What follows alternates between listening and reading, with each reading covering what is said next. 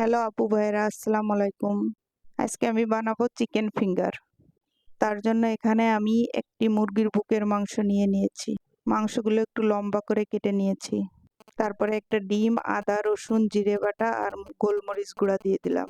ধনে গুঁড়া দিয়ে দিলাম আর মরিচ গুঁড়া দিয়ে দিলাম। তারপরে একটু সয়া সস দিয়ে দেবো আর একটু টমেটো সস দিয়ে দেবো।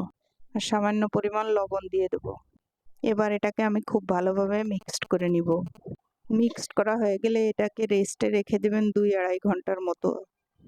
আসছে রমজান মাসে, এটাকে আপনি ফ্রোজেন করে রেখে দিতে পারেন, ইফতারের আগে ঝটপট ভেজে নিতে পারবেন। তারপরে একটি প্লেটে আমি ময়দা নিয়েছি, তার ভিতর কিছু গোলমরিচ গুঁড়া, মরিচ গুঁড়া আর লবণ দিয়ে দিলাম। অন্য একটি বাটিতে একটা ডিম ফেটে নিলাম। এবার আমি ময়দার ভিতর ওখান থেকে এক পিস করে মাংস নিয়ে ভালোভাবে এটাকে ময়দা মাখিয়ে নেব। ময়দা মাখানোর পরে এবার এটাকে আমি ডিম মাখিয়ে নিব। ডিম মাখানোর পরে এটাকে আমি উঠিয়ে তারপরে ব্রেড গ্রামে খুব সুন্দর করে ব্রেড গ্রাম মেখে নেব।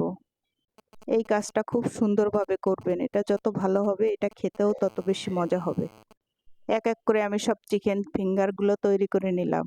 এবার কড়াইতে তেল দিয়ে দিলাম, তারপরে এটাকে ভেজে নিব।